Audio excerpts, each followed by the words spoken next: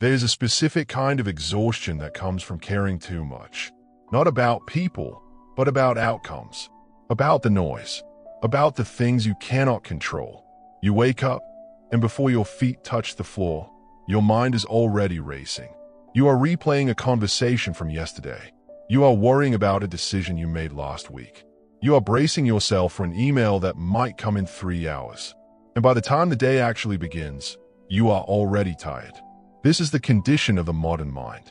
It is pulled in 1,000 directions, not by physical labor, but by emotional turbulence. You are not exhausted because you worked too hard.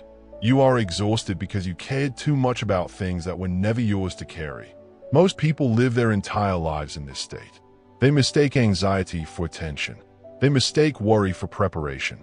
They mistake emotional reaction for engagement. But here is the quiet truth they never tell you. You cannot reach the next level of your life while you are emotionally entangled with the current one. And this is where the wisdom of Napoleon Hill becomes not just philosophy, but survival.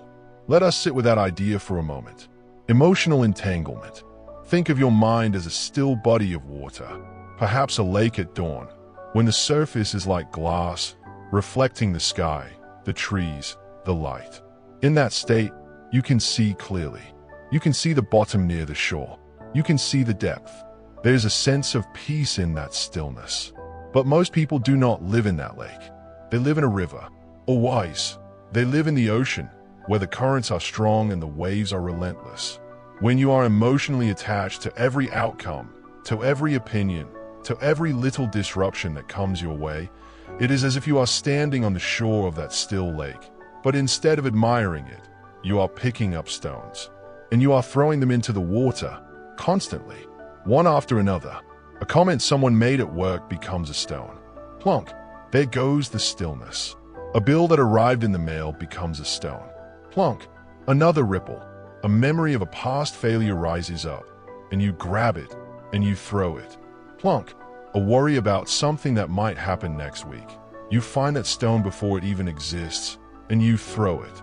Plunk, plunk, plunk. And then, here is the madness of it. Once the water is churning, once the surface is nothing but chaotic ripples and waves, you look at it and you say, I need to calm this water. And how do you try to calm it? By throwing more stones. You worry about your worrying. You feel anxious about your anxiety. You judge yourself for being so reactive, and the water becomes more turbulent. You cannot see the bottom anymore. You cannot see your own reflection. You just see chaos. The world is designed to keep you in this state. It is designed to hand you stones. The news, the notifications, the social media feeds, the drama of other people's lives, the comparisons, the endless stream of things you should be afraid of or angry about or striving for. They are all stones, placed neatly in your palm, one after another. And you are taught, from a very young age, that if you care enough, if you react enough, if you feel every single thing deeply, you are being a good person. You are being responsible. You are being alive. But Napoleon Hill spent a lifetime sitting with the most successful, most centered individuals of his era. He studied industrialists, philosophers, and thinkers who built things that lasted. And what he discovered was not that they cared more than other people. It was not that they had more passion or more drive. It was that they cared differently. They understood something that is almost lost in the modern world. They understood the art of the mental pause. That tiny, almost imperceptible gap between a stimulus and a response. Most people never notice this gap exists. Something happens, and they react. It feels automatic. It feels like the reaction is just part of the event. But it is not. There is a space, a fraction of a second where you have a choice. You can pick up the stone, or you can let it lie on the ground. The great achievers, the ones who built fortunes and legacies from nothing, they knew a secret that is hiding in plain sight, right in the middle of your own mind. You must care deeply about your vision, but remain utterly detached from the daily noise that surrounds it. Think about a captain navigating a ship across a vast ocean. The captain cares deeply about the destination. He has studied the maps. He has prepared the vessel.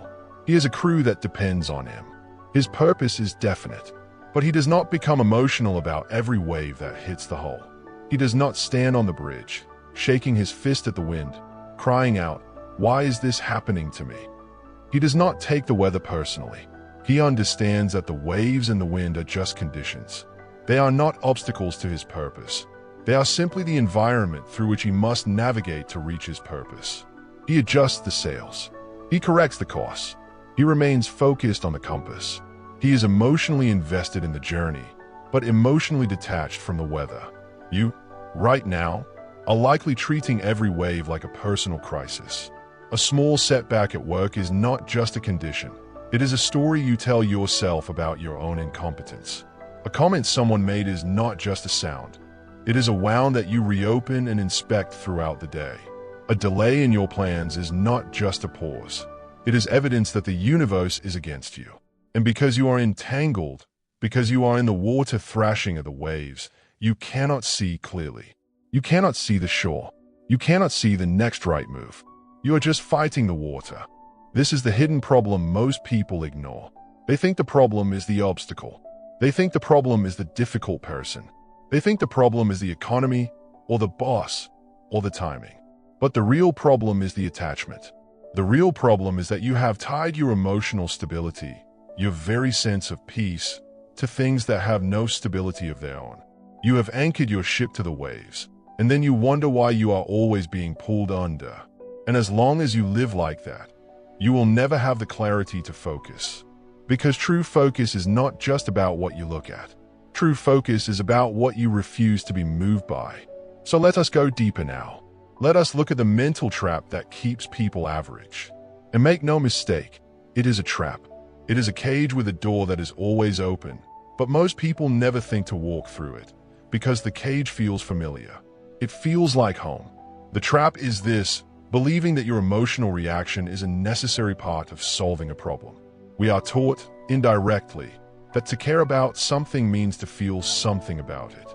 And if you are not feeling anxious, or frustrated, or angry, or worried, then you must not really care. You must be indifferent. You must be cold. And so, when a problem arises, the average mind immediately engages the emotional centers. It generates a storm. It produces worry like a factory produces smoke. It generates frustration. It generates fear. It generates that tight feeling in the chest, that churning in the stomach. And then, here is the deception. The mind mistakes those feelings for action. You feel worried about your finances, so you think you are doing something about your finances. The worry feels like vigilance. It feels like you are on top of it. You are not just ignoring the problem, you are feeling the problem. Surely that counts for something. You feel frustrated with a person in your life, so you think you are addressing the relationship. The frustration simmers inside you. You replay the conversations. You imagine what you should have said. The feeling is so present, so intense, that it tricks you into believing you are engaged in the work of resolution. You feel anxious about the future, about a decision you have to make, so you think you are planning. The anxiety spins scenarios in your mind, endless what ifs and worst-case possibilities. And because your mind is so busy, so active, you believe you are preparing. But feeling is not doing, and worry is not work. This is a truth so simple that it is almost invisible. We walk right past it every day.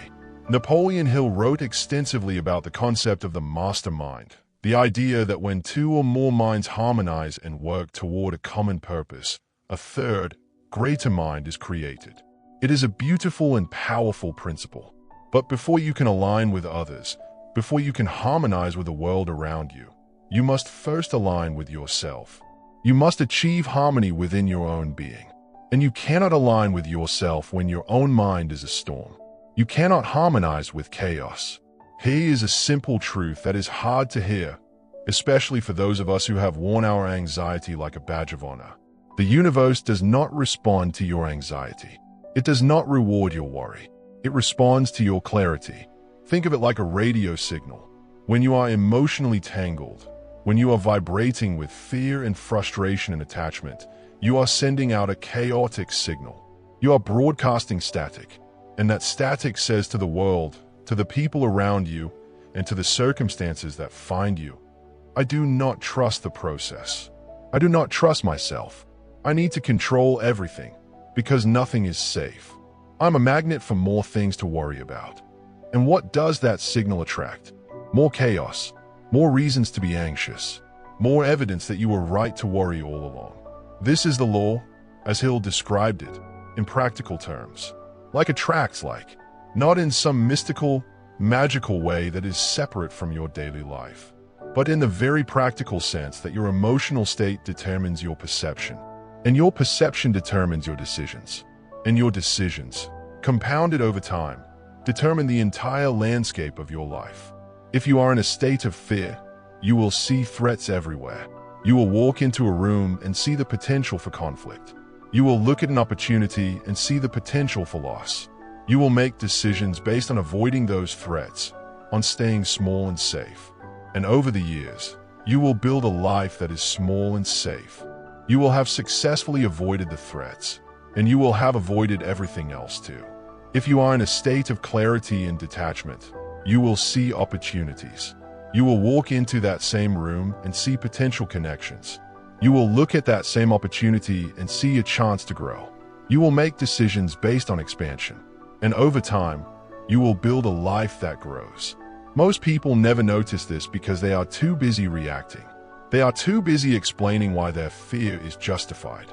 And of course, it is justified. There are real things to be afraid of. There are real problems in the world. No one is denying that. But being afraid of them does not solve them. Being afraid of them does not make you more capable of handling them. In fact, it does the opposite. Being afraid of them makes you smaller than the problem. It shrinks you. It narrows your vision. It robs you of the very clarity you need to find a way through. The trap is believing that your emotional intensity equals your commitment. You think, if I am not worried, I must not care. If I am not frustrated, I must be indifferent. If I am not anxious, I must be naive. But the opposite is often true. The people who care the most, the ones who are truly committed to a vision, the ones who have dedicated their lives to a purpose, they cannot afford to be worried. They cannot afford to be perpetually frustrated. They need their energy for the work. They need their focus for the solution. Worry is a luxury. It is a luxury for people who have no real work to do. It is a luxury for people who mistake the feeling of effort for the effort itself. Listen carefully to this part, because it is the key that turns the lock. The moment you detach emotionally from the outcome, you do not stop caring. You actually begin to care in a way that matters. You shift from caring about how things feel to caring about how things are. You stop asking the victim's question, why is this happening to me?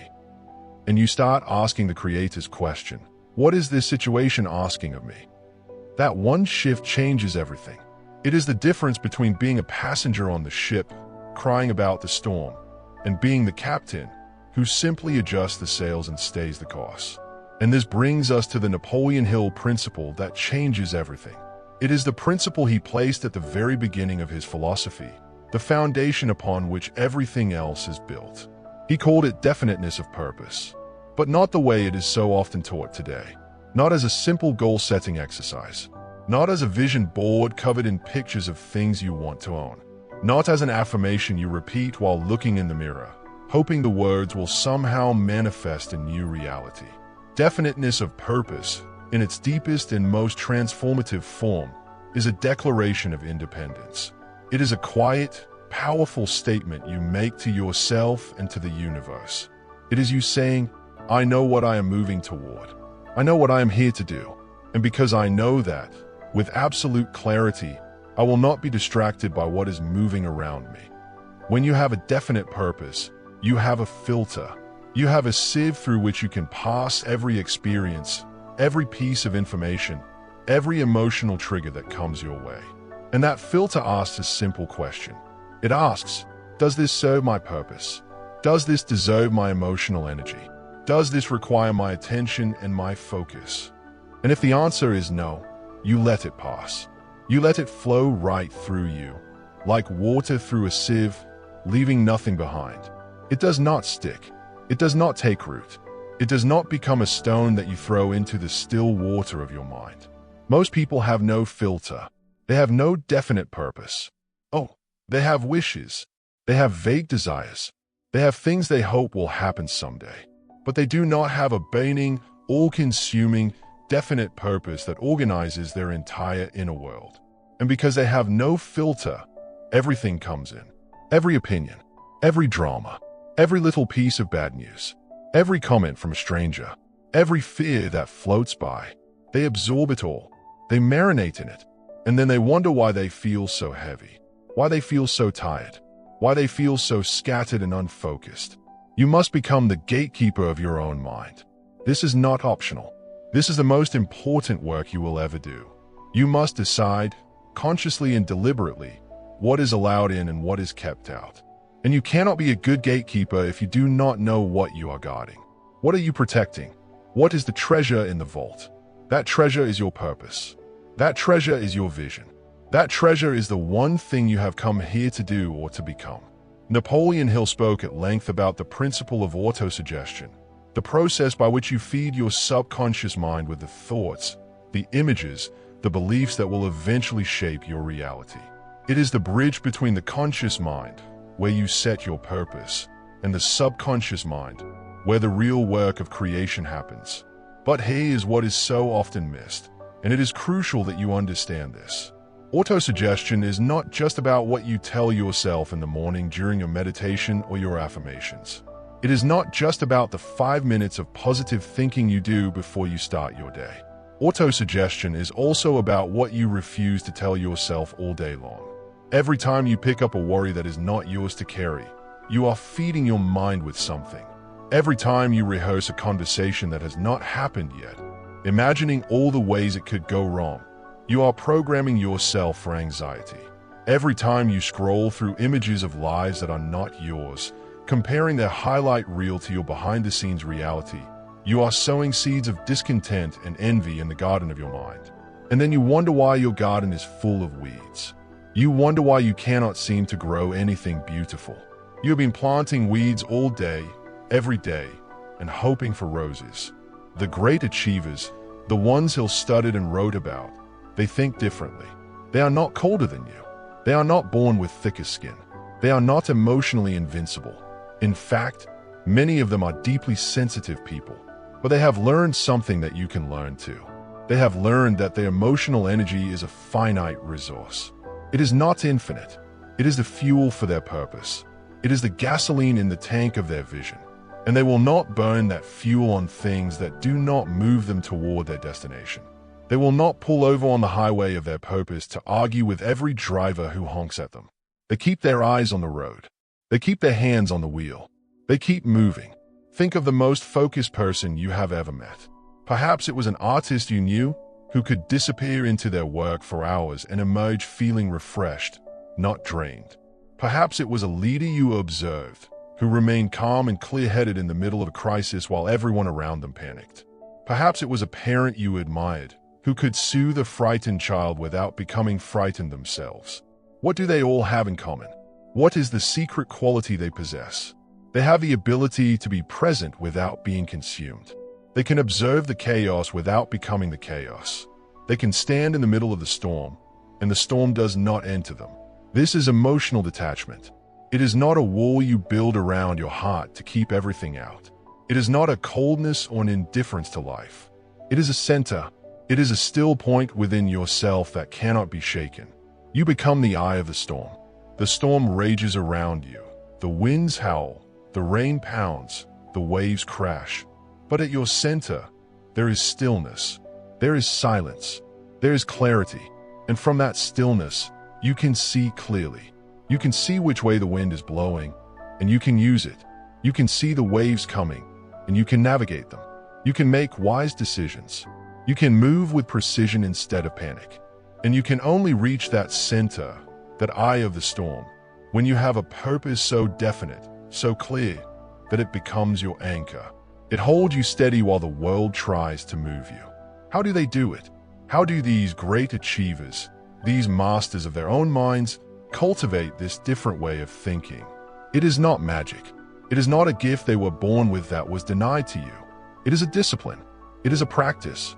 And it begins with a simple realization that most people never have, even though it is hiding in plain sight, right there in the middle of your own experience. The realization is this: you are not your thoughts. You are not your feelings. You are the one who is aware of them. Think about that for a moment. Let it settle. Right now, as you listen to these words, there's a part of you that is aware of the sound of my voice. There's a part of you that might be noticing the temperature of the air in the room, or the weight of the blanket against your skin, or the faint light coming through the window. There's a part of you that is simply aware. It is the witness. It is the observer. It is the consciousness that is present behind your eyes, watching the world go by, watching the thoughts arise and fade, watching the emotions rise and fall like waves on the shore. That aware part, that is the real you. That is the unchanging center of your being. The thoughts that pass through your mind, the endless stream of commentary and judgment and planning and remembering, those are not you. They are visitors. They are clouds passing across the sky of your awareness. The emotions that rise and fall in your chest, the waves of anger or sadness or fear or excitement, those are not you either. They are weather patterns. They come, and if you do not grab onto them, they go. They pass through, leaving the sky clear again. But most people do not understand this. Most people believe they are their thoughts. A thought of worry arises, and they say, I am worried. They merge with it. They become it. They do not see the thought as a visitor. They see it as themselves. A feeling of anger rises, and they say, I am angry. They become the anger. It defines them, at least for that moment. And because they believe they are their thoughts and feelings, they grab onto them. A visitor arrives, a thought of worry about tomorrow, and instead of just noticing it and letting it pass, you open the door. You invite it in. You offer it a comfortable seat at the table of your mind. You ask it to stay for dinner. You start a conversation with it. You ask it questions. Where did you come from? Are you right? Should I be worried? What else should I worry about? And then another visitor arrives, a memory of a past failure, and you invite that one in too. And another, a fear about what someone thinks of you. Soon, your house is full of unwelcome guests. There is no room left for peace. There is no room left for clarity. There is no room left for you. You are crowded out of your own mind by visitors you should have simply let pass by. Great achievers, the ones who have learned the secret of emotional detachment, have developed the ability to let the visitors pass. They acknowledge them. They might even understand why they came. They might say to themselves, there is Faye. Hello, Faye. I see you. I understand you are trying to protect me. Thank you for your concern, but I am not going to let you drive the car today. They do not suppress the feeling. Suppression is different. Suppression is pushing it down, locking it in the basement, pretending it is not there. That does not work. It only makes the feeling stronger. It festers, it grows, and eventually it erupts, usually at the worst possible moment, and usually directed at the wrong person. Mastery is not suppression. Mastery is acknowledgement without attachment. It is seeing the thought, feeling the emotion, and choosing not to merge with it. It is recognizing that you are the sky, not the cloud. You are the ocean, not the wave. The cloud passes. The wave rises and falls. The sky remains. The ocean remains. This requires a certain kind of faith, not necessarily religious faith, though it can certainly live alongside that.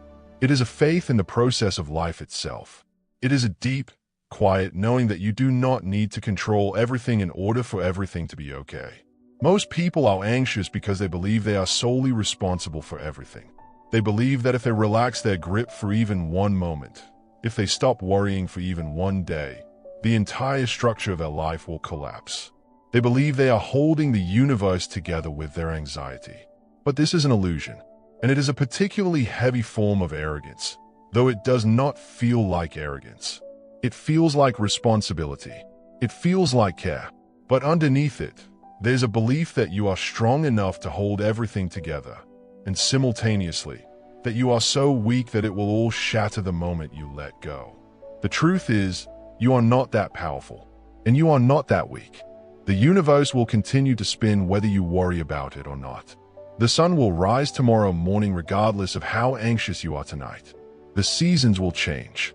The earth will turn, and your life will unfold, not according to the intensity of your worry, but according to the quality of your actions. And your actions are always better when they come from a place of calm. A decision made in panic is rarely a good decision. A word spoken in anger is rarely a word that heals. A step taken from fear is rarely a step that leads to growth. When you are the sky, watching the clouds, you choose your actions from a place of stillness. You are not reacting to the storm. You are acting from the calm. And that changes everything. So we arrive at the threshold, the quiet but powerful awakening moment that changes everything. It is not a loud moment. It does not arrive with trumpets or flashing lights. It arrives in silence. It arrives in the space between one breath and the next. And it arrives when you are finally ready to receive it. The moment is this: the realization that you have been carrying a weight you were never meant to carry. You have been carrying the opinions of others, as if their thoughts about you were your responsibility. You have been carrying the fear of failure, as if falling down was the same as staying down. You have been carrying the past, all of it, the mistakes, the regrets, the wounds, dragging it behind you like a cart full of stones.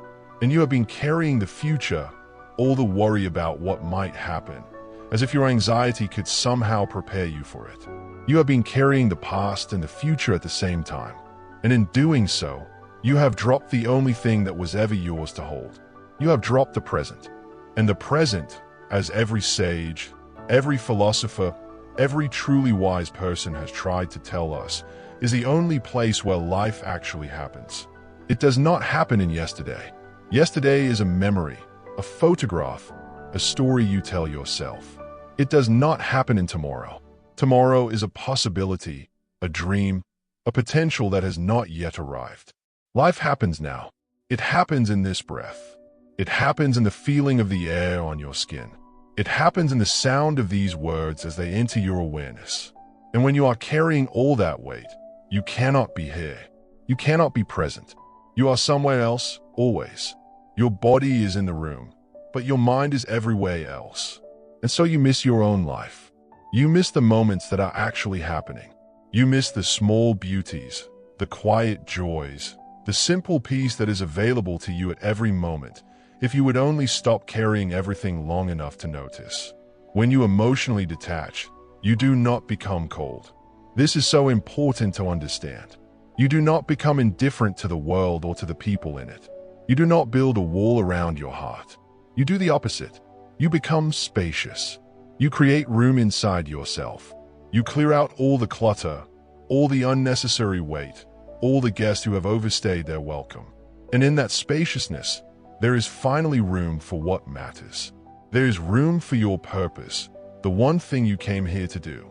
There is room for the people you love, to truly see them and hear them without distraction. There is room for the work you are put here to do, the contribution that only you can make. And from that spaciousness, focus arises naturally. You do not have to force it. You do not have to grit your teeth and squint your eyes and try so hard to concentrate. When the noise is gone, the signal is clear. It is like trying to hear a quiet voice in a crowded room. When the crowd leaves, the voice is easy to hear. When the mental crowd leaves, your purpose becomes easy to hear. You know what to do, and you do it, not because you are driven by fear, not because you are running from something, but because you are drawn by vision. You are pulled forward by the quiet magnetism of your own definite purpose. This is the level up. This is the next version of you. It has been waiting for you all along. The version of you that is not tossed around by every wave, but moves through the water with purpose and grace. The version of you that can sit in complete silence and feel whole, feel complete, feel at home in your own skin. The version of you that can fail at something and not be destroyed by it, because your identity is not tied to that one outcome. The version of you that can succeed and not be corrupted by it, because you know that the success is just a milestone on a much longer journey. Napoleon Hill called this the pursuit of definiteness, but it is really the pursuit of peace. Because without peace, no amount of money, no amount of achievement, no amount of external validation will ever be enough. You will just be a rich, successful, anxious person. You will just be a celebrated, admired, exhausted person. You will have climbed the ladder only to find it was leaning against the wrong wall. And the world has enough of those people. The world has enough people who are successful on the outside and starving on the inside. What the world needs, and what your own soul needs more than anything else, is for you to become someone who can hold their center. Someone who can walk through chaos without becoming chaos. Someone who can care deeply, love fully, work passionately, and still remain untouched by the storms that rage around them. Someone who has found this still point within and made it their home. This is available to you. Not someday, when things finally calm down. Not when you achieve that goal you have been chasing. Not when the children are grown, or the debt is paid, or the business is stable. But now, in this very moment, you can set it down. The weight you have been carrying, you can set it down right now. It is not yours. It never was. And in the space that is left, you will find yourself. You will find the peace that has been waiting for you all along. You will find the focus you thought you had lost.